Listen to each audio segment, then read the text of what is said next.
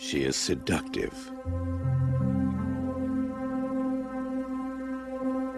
She is passionate. She is possessive. She is pure evil. She is Christine, a 1958 Plymouth Fury, possessed by hell. Her previous owner is not alive to warn her present one. Once she lures you behind the wheel, you will be hers, body and soul. There is no place you can hide, no place you can run, and nothing you can do can stop her. Because how do you kill something that can't possibly be alive?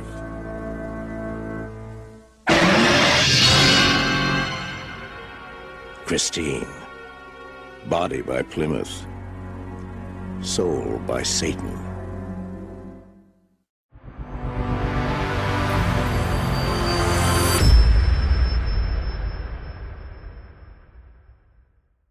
Welcome back to Geek Channel 8. I'm Eric, and I'm joined by a special guest this week, but I do not have my co-hosts. Johanna is out because she's buying a house, and Rosie's not here for a reason we'll get to it. But first, I want to introduce our guest this week. Bill Phillips has written around 50 screenplays. He won an ACE Award for Best Screenplay with John Carpenter for El Diablo, was nominated for an Edgar Award with Brian Dennehy for Shadow of a Doubt, and adapted Peter Moss's In a Child's Name, which was nominated for an Emmy for Best Miniseries. Welcome, Bill. Thank you. This week is Halloween, so we're going to do a film by John Carpenter. I promised you all we would do a John Carpenter movie way back when we discussed Dark Star. I know when you think of Halloween and John Carpenter, the first movie that springs to your mind is the 1983 film Christine. So that's what we're going to be doing. Before we get into the film, we normally do a rundown of the years leading up to the film, important events that we think are important, but most people don't. Okay. So first, I want to start with 1955. Plymouth releases a sub-series of the Belvedere called The Fury as part of its new 56 model forward look design, which is an ironic name given that the most notable feature was at the back, large rear tail fins. In 1957, the 1958 model year Plymouth Fury is released with an optional big block 350 cubic inch Golden Commando 305 horsepower engine. The Fury was only available in one color, buckskin beige with gold anodized aluminum trim. So in the film, you'll see a lot of those coming down the line at the beginning. 1960, Joseph and Mary Riley move into 112 Ocean Avenue, Amityville, Long Island, New York. If that address sounds familiar to you, afterwards, the house would become famous as the Amityville Horror House. Their daughter, Christine Belford, would grow up to play Regina Cunningham in Christine. Wow, I didn't know that. Yeah. You see, this is why we exist. These stupid little trivia facts that nobody cares about but us, right? In 1961, actor Keith Gordon is born in New York City. Also that year, actor John Stockwell, yes, you know him better as Cougar from Top Gun, is born in Galveston, Texas. In 1963, actress Alexandra Paul, who you know better as Lieutenant Holden from Baywatch, is born in New York City. Later, she will become as well known for her hatred of big gas-guzzling cars as for acting. She's featured in the documentary Who Killed the Electric Car, being arrested and zip-tied for trying to stop GM from crushing her former electric vehicle. Huh.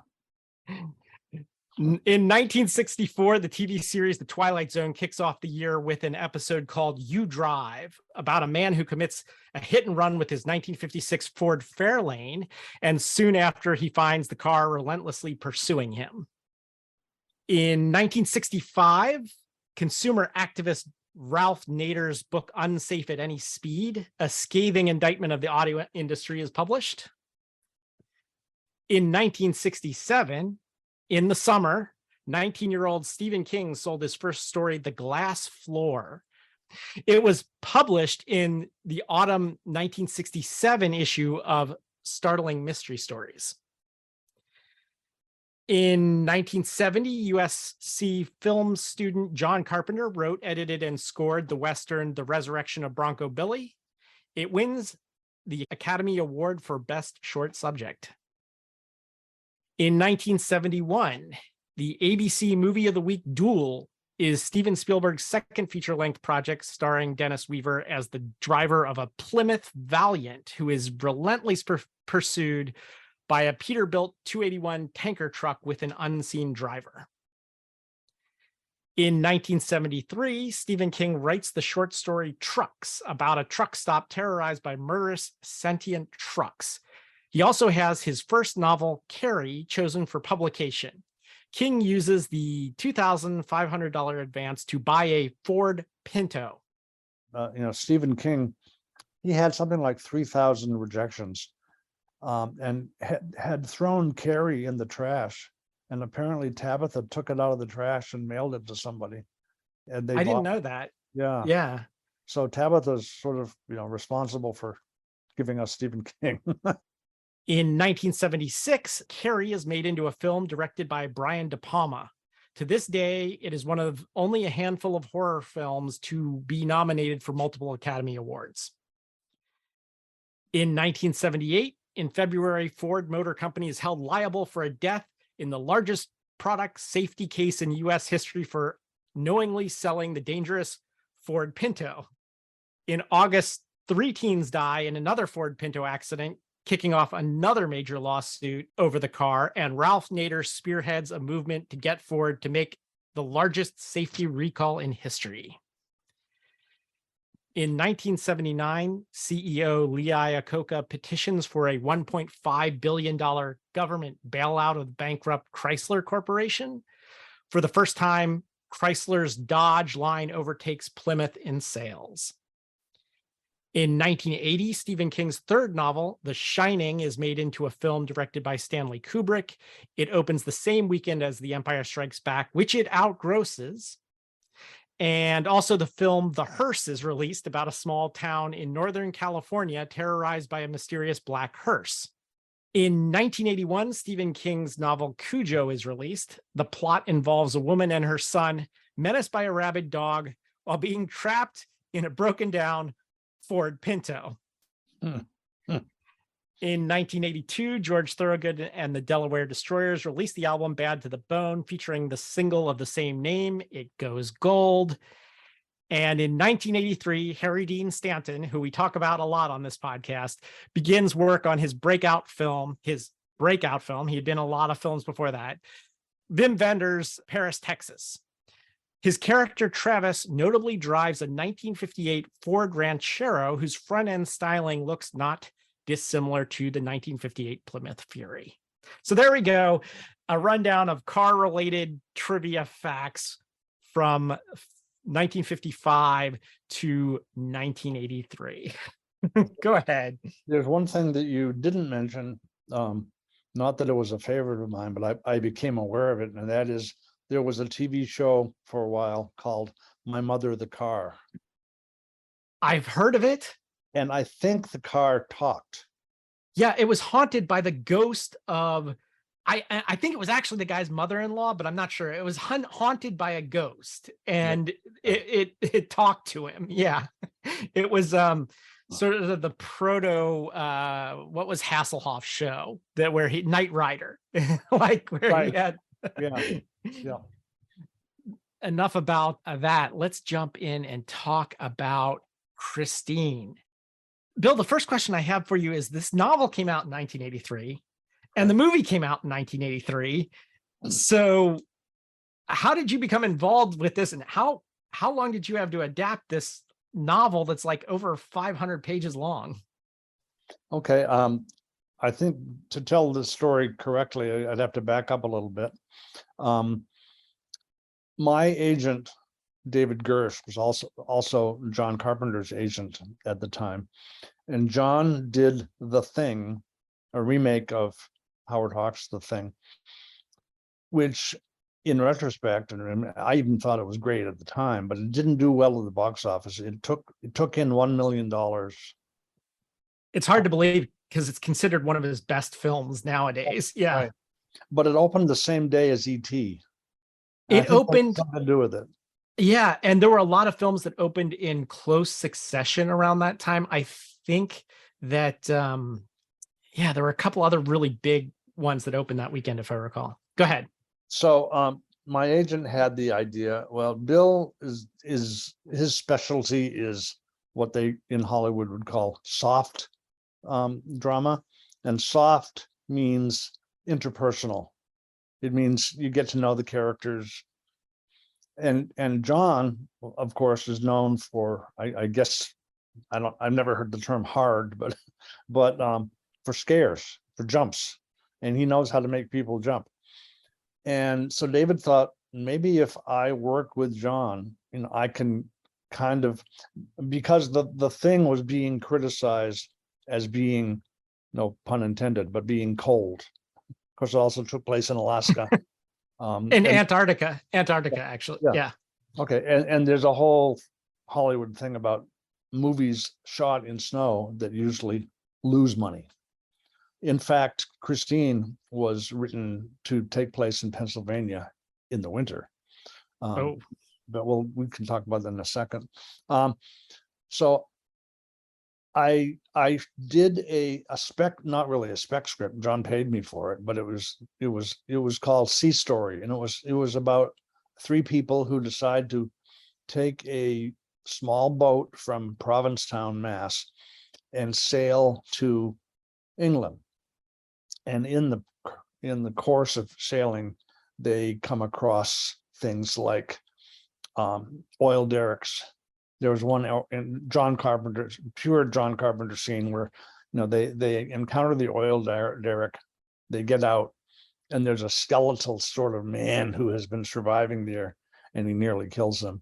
And anyway, it didn't get made, but we worked together well. And so John said, well, I've got another film that I'd like you to look at, and that is Firestarter.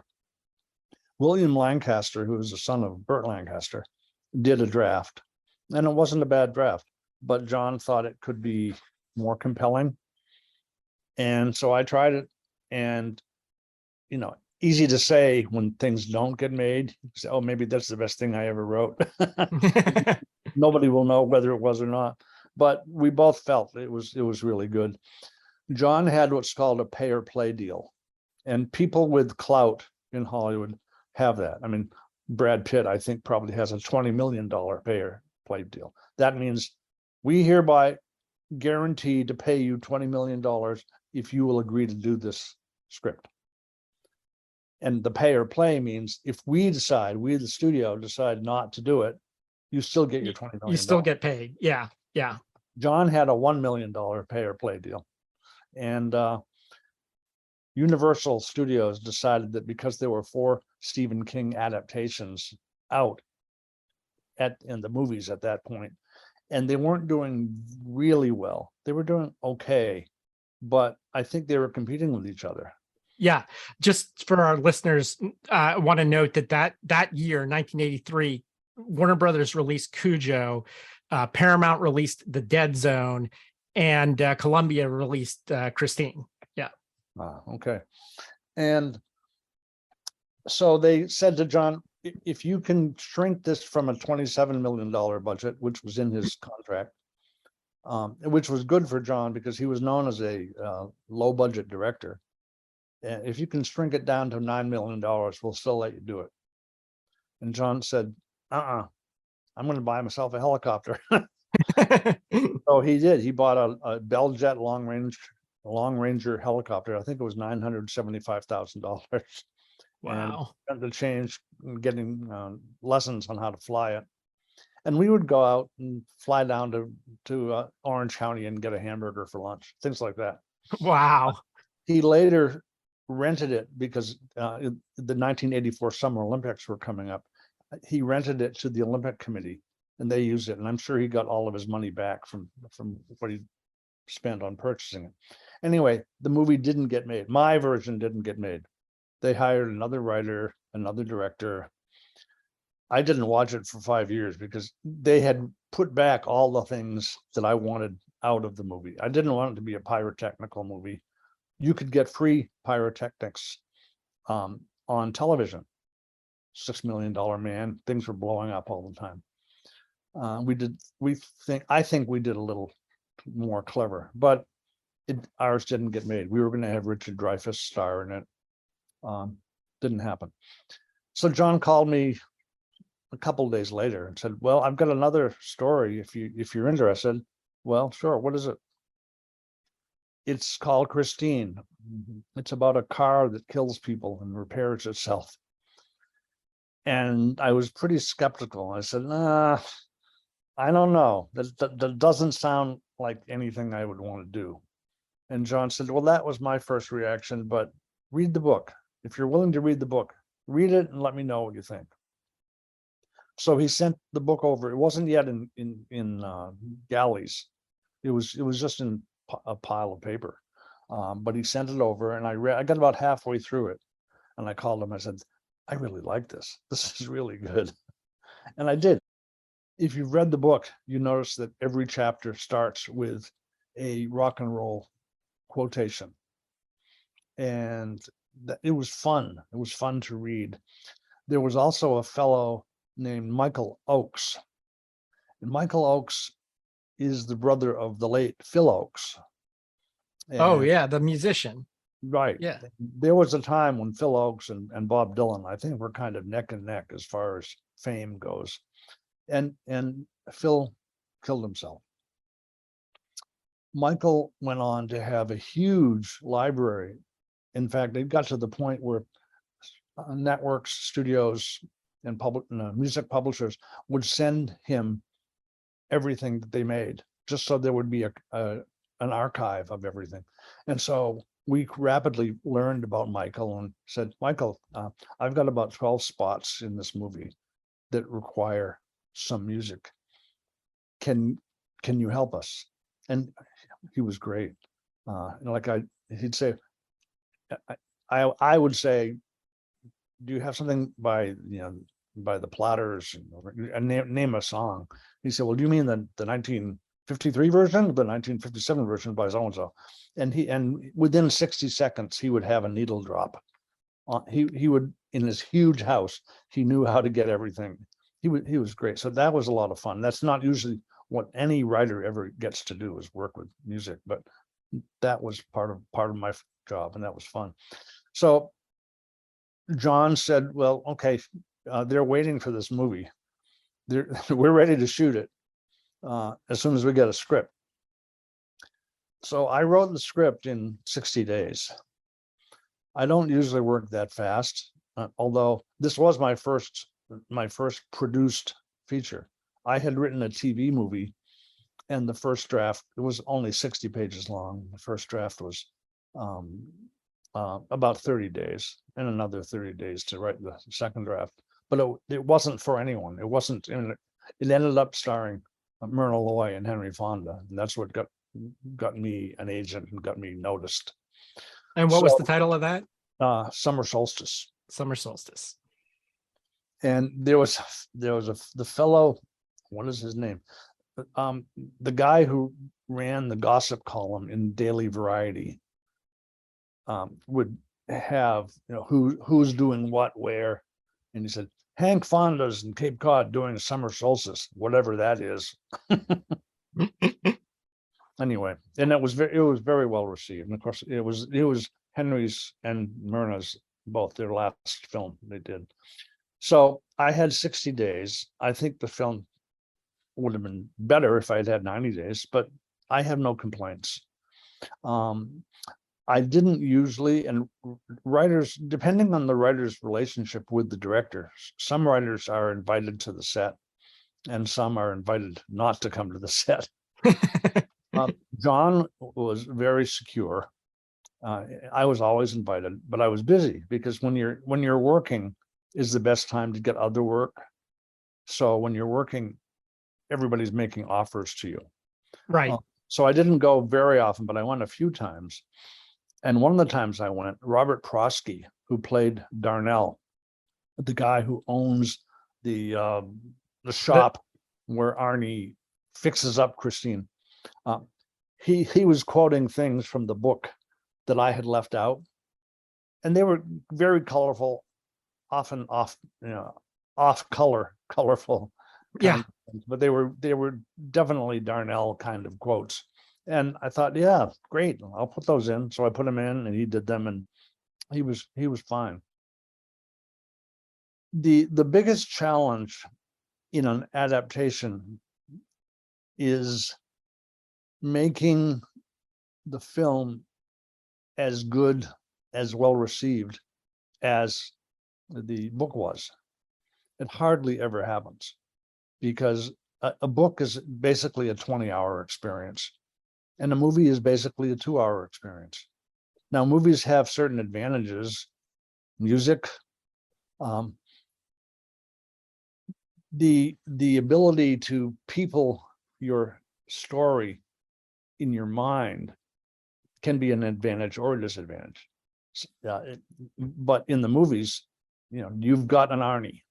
Yeah. That's what Arnie looks like. You've got a Lee, and this is what Lee looks like, and there's no debate. And this was the best-selling book in the world when it came out. Right. In fact, the producer told me, if everybody who bought a Stephen King book went to this movie and nobody else did, it would be a dismal failure. The economics of movie going are so much greater. You can have a New York Times bestseller by selling 40,000 copies of the book. Yeah. 40,000 movie tickets ain't nothing. Right. Right. So one of the first chores anybody has to do is decide, how am I going to cut this 20-hour monstrosity down to 2 hours? So you're always looking for things to get rid of. One of the differences between the book and the movie is that in the book, there was a fellow named Roland LeBay, and he owned the car, and he died in the car, and so did his family. We got rid of Roland and gave the car to his brother George, played by Robert Blossom, who, if you've seen Home Alone. Yes. If you've seen Home Alone, he's the next door neighbor in Home Alone. And he's the guy who sells the car to Arnie. In the book, Roland LeBay is dead, and his rotting corpse continues to ride in the back seat with Arnie and become more and more rotten as it goes along. That's not a bad idea, I guess, but it had just been done in American Werewolf in London the year before. Oh, yeah. Yes, I remember. Yeah. His best friend. Yeah. Griffin Dunn was bit by a vampire or werewolf. Yeah, werewolf. Werewolf. Yeah. Griffin Dunn was bit by a werewolf, and he kept showing up increasingly rotting. So John rapidly agreed, yeah, that we can just get rid of that whole subplot. That helped a lot. It depends on who you're adapting, whether it's easy, makes it easier or harder to adapt. If the author says, and then they sat around talking about the meaning of life, thanks a lot, then you have to come up with good dialogue about the meaning of life. Ain't going to happen usually. Or, and then they sat around telling joke after joke after joke. Well, jokes don't have a very long shelf life in movies either. By the time anybody has heard the joke, it's probably an old joke. Yeah. But there are things that Stephen King does that are very good, and I think it's why he's so popular as an author. He knows how people talk, and he knows how people think, and so it makes the dialogue that is there very easy to use. Yeah, he has a good, strong grasp of character. That's like one of his real strengths as a writer. Did you meet or talk to him at any time during this process? No, I almost did. Both John and Richard Kobrich, the producer, and we were all stymied about who was evil in this. Was the car born bad? Is the car the devil? Or was Roland LeBay the devil? And so Richard called up Stephen because he knew him quite well. And Stephen said, gee, I never thought about that. Thanks a lot, Stephen. So right around that time, MTV was just starting and Bad to the Bone played. And I remember my girlfriend at the time said, there's the answer to your story. It's the car is born bad. First line of the song is "On the day I was born, the nurses all gathered around." Yeah. They gazed with wide wonder at the joy they had found. Yeah. Anyway, so from there on, Christine was the devil.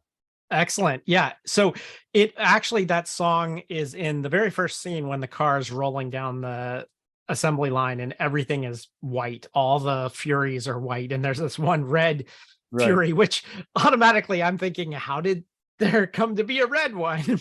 but you just don't know that. It's one of those things you just have to accept. Yeah. And then of course the first kill happens, and we talked about the music, which is inextricable from this film, right? It starts with that song, and then it's all 50s rock and roll throughout the whole thing, with one major exception, which is there's a scene where Christine crashes into the Mobico gas station. Yes. Yeah. The reason for that is we wanted to get Who Do You Love? Who do you love? And I got a rattlesnake for a necktie. Yeah, it was a Bo Diddley tune. Yeah, but Bo Diddley didn't want to sell it to the movies. So because John does his own electronic music, they wrote something for that. For those who don't know, John Carpenter's soundtracks are amazing. I was just watching one of his old Halloween films, which he was producer for, Halloween 3. One of the only ones that doesn't have the slasher killer in it, Michael Myers. But the soundtrack is the real highlight, and it's end to end John Carpenter's score. His scores are amazing. And this whole movie, you're wondering, where's the John Carpenter music? And then it kicks in that one scene, and it's much more creepy because the whole movie, whenever Christine's about to kill, you hear rock and roll. And then suddenly it switches up, and suddenly now you've got like that creepy John Carpenter synthesizer score while it's driving down the highway. I know that that's maybe not what was written in, but it came out really well. It did. And you probably know that John has since getting the way we all do, getting older, he's not hired as much to be a director. He's gone out and done musical shows around the world. Using clips from his movies and soundtracks that he has written, and he's really having a good time doing that, apparently. But that was also Buddy Repperton was the baddest bully of all of them, and at the time he looked kind of like a young John Travolta. He's aged well. William Ostrander is his real name. And he kind of looks like Richard Gere now. And he's a Democratic politician in a very Republican county in California. But anyway, in the book, Buddy Repperton was run over on an icy, snowy road. And what was left when the car ran over him was a puddle of his guts. Wow. Somehow, it's not as evocative or as cinematic as blowing up a whole gas station and being chased by a car that's totally on fire. Yeah. The car overruns him. It's not just a glop. It's a flaming pile of his corpse. Yeah. So that was just something we did. And again, that's not a dig against Stephen King. He doesn't need to do that in the book because he has a way of mesmerizing you with, even though it only looks like a glop. Yeah. He has a way with words. Yeah. Well, yeah, I mean, it's a really great visual. And this brings me back to something I wanted to talk about. If we go all the way back, this thing opens in Detroit, but then it moves to Northern California, a small town, which, doesn't have snowy winter scenes. And I thought that was kind of interesting because most of Stephen King's stuff is set in New England, that this one's in Northern California. You said a little bit about this before. It was originally supposed to be in Pittsburgh or something. Yeah, or somewhere in Pennsylvania. Yeah. There's something called, I don't even know where it is, but I think we even used the dialogue still, something about the Orange Belt. And I think if you lived wherever that is in Pennsylvania, you would know where that is. To most of us in the audience, it's just words. We didn't know where it was. But that was intentional not to shoot it in snow. First of all, it's a real pain to shoot in snow. And it is true that a lot of movies that are shot in snow lose money. We have to make a disclaimer here that like what kicked off this feeding frenzy for King properties was the success of The Shining. The Shining takes place in the snow, at least a big chunk of it does. Another death that I feel proud of this because I invented this one. Moochie Welch was one of the underlings of the villains, and I forget how he dies in the book, but it was not particularly colorful. In the movie, he runs into a fork loading area, and the fork loading area is narrower than Christine. So Christine pulls up and is overlapping by about 3 or 4 inches on each side. Can't possibly get in. And so Moochie suddenly he pulls out his switchblade and he dares Christine, and Christine guns it, and we see the metal being pulled back as the car and the tires are smoking, and the car goes right in and cuts Moochie in half. Yeah. Malcolm Dinar was Moochie. Whenever I see him, he says, "Why didn't I just jump on the hood?" Everybody asks me, "Why didn't I jump on the hood?" And my answer is, well, because that wasn't in the script. Well, Moochie wasn't too bright anyway, so. And then another discrepancy in the way people died was Darnell. I believe in the book, Darnell was chased upstairs in his house by the car, and I just thought that's going to look silly, having a car in the house going up the stairs after somebody. So we have him crushed to death behind the steering wheel. Now, some people say, well, why would a man get into a hot car? Because it had just been steaming. It had just finished running over Buddy Repperton, and now it's going back to repair itself. And Darnell sees it, and he thinks, some wise guy kid is in the car. So he goes in and he sits there. And all I can say is maybe he got mesmerized, maybe he just got magically seduced into sitting there. And then the steering wheel starts moving closer and closer. The seat starts. The seat, yeah. And he dies that way. So. Yeah. I mean, I didn't even think about that at the time, but yeah, it is a little question there. So when I watched this, the two things that struck me out in terms of like cost or whatever is, of course, the licensing for all the music, but also I imagine that car guys love this film because not only do you have the Plymouth Fury, but you've got all these other great cars like Arnie's friend played by John Dennis. Yeah, what did he have? Was it he had like a muscle car, like a Dodge Charger, know? Yeah. And then on top of that, and then like Darnell had a Cadillac, which automatically in my mind threw me back to, he's kind of gangsterish already. So it reminded me of Stephen King's Dolan's Cadillac short story. And then,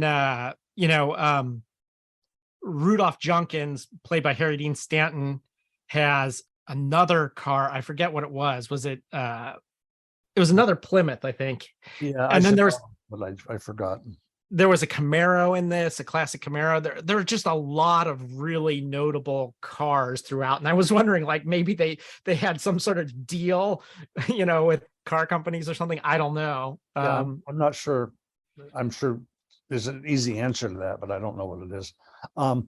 One thing though that happened, this had nothing to do with the script. When the film was finished, we did not have the scene where the car was rebuilding itself on screen. And John and Richard looked at it and thought, there's something missing here.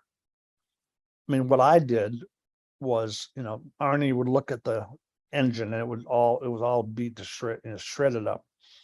And he'd look away and then he'd come back and it was starting to repair itself. So any repair you saw, you didn't see happen, you saw the result of it. Well, John decided to use what I guess is called the poor man's reverse. They put the camera upside down.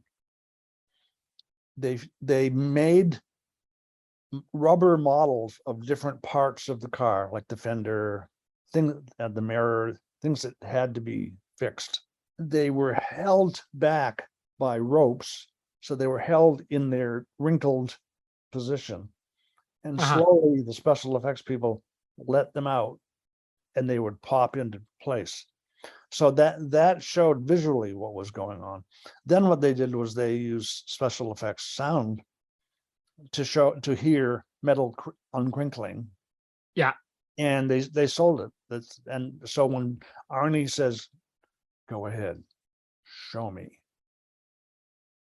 the car, they do that little thing, and that's not CGI. It's not computer graphics. When I saw that scene, I'm like, okay, did they take it and like demolish it and then run the film backwards? But then I was thinking, it would have been a lot more Harryhausen herky jerky if they had done that. Yeah. No, and in fact, they have been talking for the last 4 or 5 years about doing a remake of Christine. And I had mixed feelings about it. Of course, my first feeling was, oh, good, I'm going to get some more residuals. And then I realized, no, Christine is Stephen King's book. It's not my book. Right. And then my fear was, I wonder if they're going to do it right.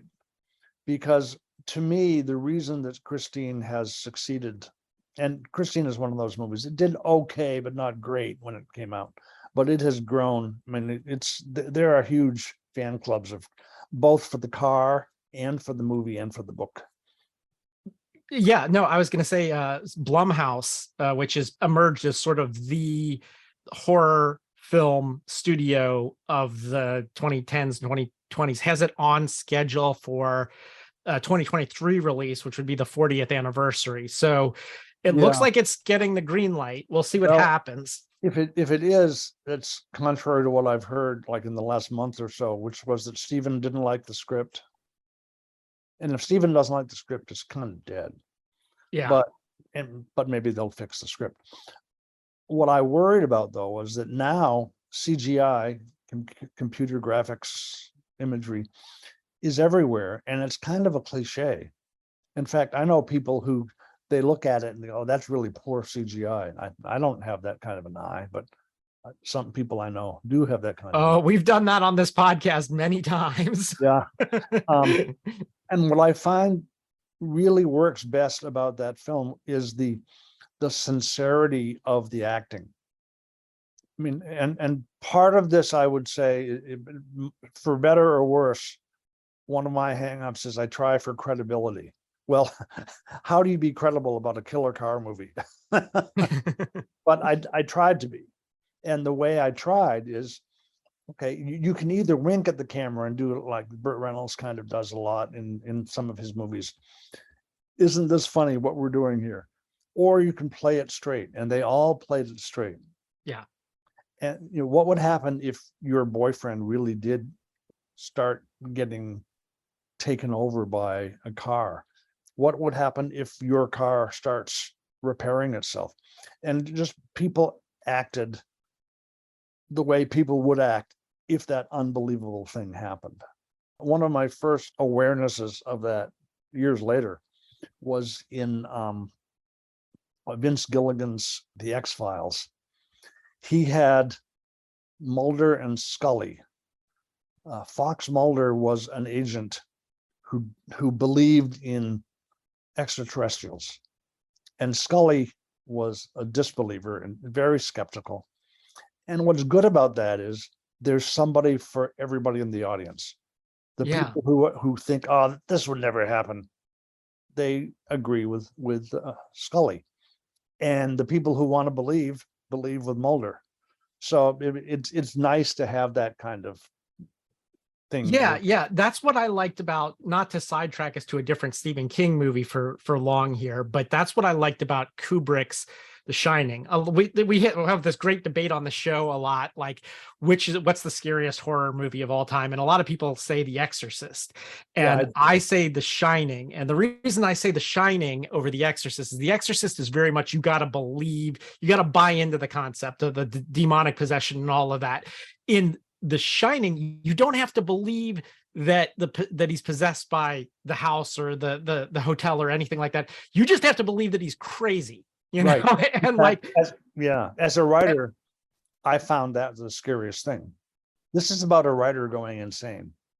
Yeah, it's not about a crazy person. It's not about an abnormal person. It's about a writer. Maybe that means you're an abnormal person. So I often tell people that horror movies aren't about monsters, they're about people. So it's, if the people, this is how like the actors can sell it, whatever the concept, killer car, Godzilla, whatever the thing is, if the actors take it seriously, people are going to believe it, Well, the reason that I think my scariest moment, I think, in movie going was in The Exorcist, but it's not when the little girl's head goes around or when pea soup gets, barfed out of her mouth. I mean, that's all special effects, and you're sitting there going, oh, I wonder how they did that. It was when she came down the stairs in her nightgown and she talks to the man playing the piano, who's an astronaut who's going up into space next week, and she says, you're going to die up there, or something like that, and then she pees on the rug. Right. Well, peeing on the rug doesn't scare you, but that combination of the weirdness of that moment was, I mean, that's, to me, that's very chilling. Yeah. The thing about The Shining, you probably know, Stephen King hated The Shining. Yeah. And he hated it enough to do his own Stephen King's The Shining as a 6-hour miniseries, using one of the guys from, what was the show? It was about those two guys who owned an airplane service. Yeah, Wings. Was it Wings? I think it was. Yeah. I liked Kubrick's The Shining. Oh yeah. So the writer isn't always right. I hate to say it, but sometimes the director really, and I think The Shining is excellent. And I have a lot of respect for Stephen King. I know why he doesn't like The Shining. It takes great liberties with the novel, but to bring us back to Christine, you had mentioned a few minutes ago how Christine the car has a bit of a fan club. And I wanted to mention that Christine makes another on-screen appearance a couple years later in the film Cat's Eye.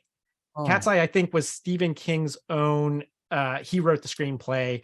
It's an anthology where you're following a cat from story to story. And the cat is originally, it's like chased by a rabid Saint Bernard, which is a reference to Cujo, and it's crossing the street, and this red Plymouth Fury almost runs them down. And but it's horrible because I don't know if the directors or whoever didn't think people would know what Christine was, because what other red Plymouth Fury are you going to confuse it with? But they put a bumper sticker on the back that's like, I'm bad, I'm evil, I'm Christine, and I'm like, you didn't really need to do that. We knew what, and plus a bumper sticker on Christine, that's just terrible, That's like adding a narration. It's Yeah, it was like really a Vegas rim shot. I was like, ah, we did not need that.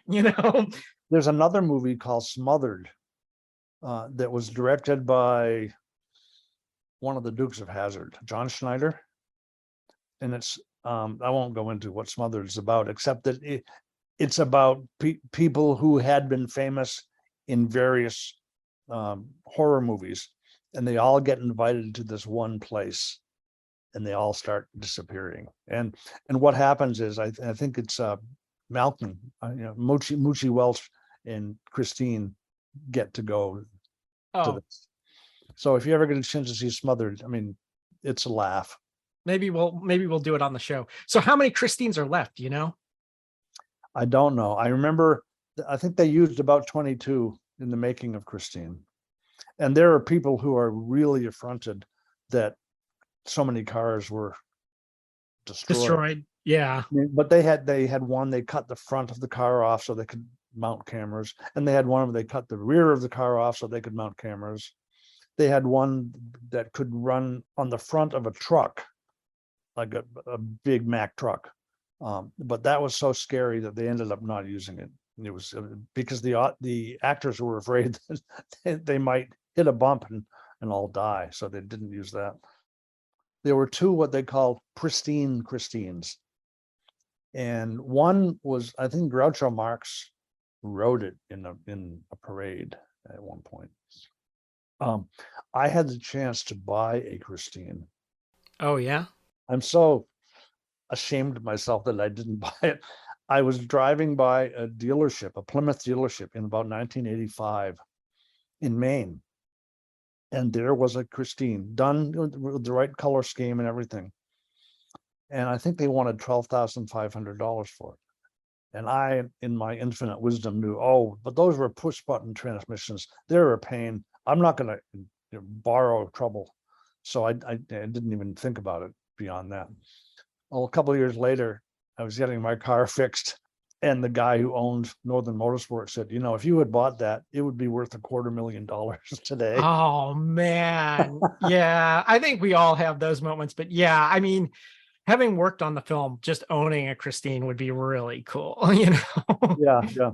And I'm friends with a guy now who had nothing to do with the making of the film, but he has put about $250,000 into making a Christine. He's an EMT by training, and he still does that, but he goes off on these horror weekends and brings his car, and he's got the car fixed up so it's computerized, so the radio will glow green, it will fill up with smoke, it'll bounce, the lights will come on. I would like to see that. I'm sure it's quite the hit. We talked about how there were multiple Christines. I wanted to say there's also multiple Lees. Did you know that? Lee Cabot, which is Alexandra Paul. She has a twin sister, right? Who if you get the collector's edition, whatever it's called, is the special collector's edition, she tells the anecdote about one time how she dressed her sister up as herself, and John Carpenter didn't know it, but he was trying to direct her sister, and something was not right. And there's a picture of him, and he just looks like he's looking at like Children of the Damned. Yeah, it's crazy. All right, so to wrap up here, has there been anything since the time of Christine, being released in the 80s, and now?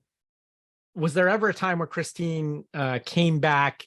It was a big deal. Was there a particular year where this was a big thing, like maybe an anniversary or something? Well, yeah, it was, I think 2015, they finally did a Blu-ray rendition of Christine. I think it was like 33 or 34 years after the movie came out. And you don't think about something you did 30 years ago very often. So I wasn't thinking about it. However, I was watching on a regular basis then The Walking Dead. Oh, yeah. And so I went out. Was that long ago? Oh, God. Yeah. And so I went out to Burbank to a little store called Dark Delicacies. In fact, I thought it was like, oh, they sell chocolate there or something. No, it's a horror store. They sell mannequins, and they sell books, and they sell posters and movies. And we had a signing of about 30 or 40 of us working on the crew and the cast who were there. And there were about 450 people lined up. And because I had just been watching The Walking Dead, I kind of felt like, oh, here's where they all went. They're here in line. And I met somebody who has seen the movie 300 times. And I was kind of glad when I didn't have to keep talking to that person. Yeah. And I do remember that when Harry Dean Stanton died, the way I found out about it, there was a post on Facebook by Stephen King saying, you know, R.I.P. Harry, you had the best line in the movie. And the line that he was quoting actually wasn't Harry Dean Stanton's line. It was Robert Blossom's line. He's the guy who sold the car, and he said, yeah, I'm selling this shithole and getting me a condo. And I made a note to myself, because it was like 1 a.m. when I saw this, and I thought, well, in the morning I'll correct Stephen. And in the morning I turned it on, and it had already been erased. He'd taken off the post. But for me to hear Stephen King say that the best line in the movie was not written by him was, you know. Yeah, that's, I mean, of course, that's there's only great. 2 people in the world who know that. You know, now they're like, your audience knows it. But Yes. Well, there's no publicists anywhere that we're gonna repeat that. So I think we'll wrap it up unless there's anything else you want to leave us with.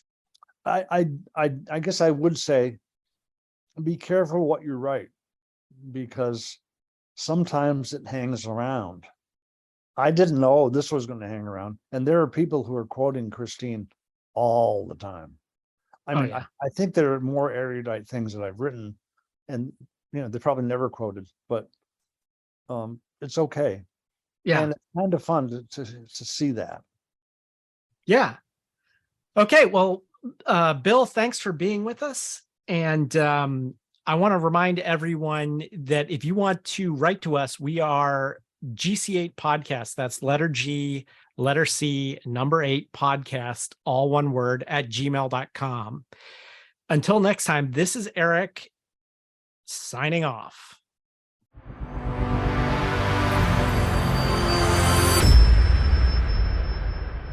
I said Joanna's not here. I didn't tell you why Rosie's not here today.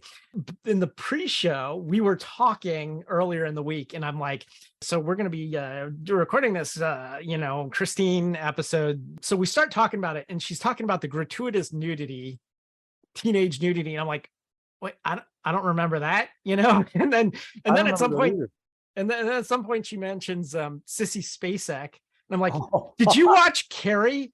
And she watched Carrie, not Christine. So I'm like, okay, you're in timeout for this one.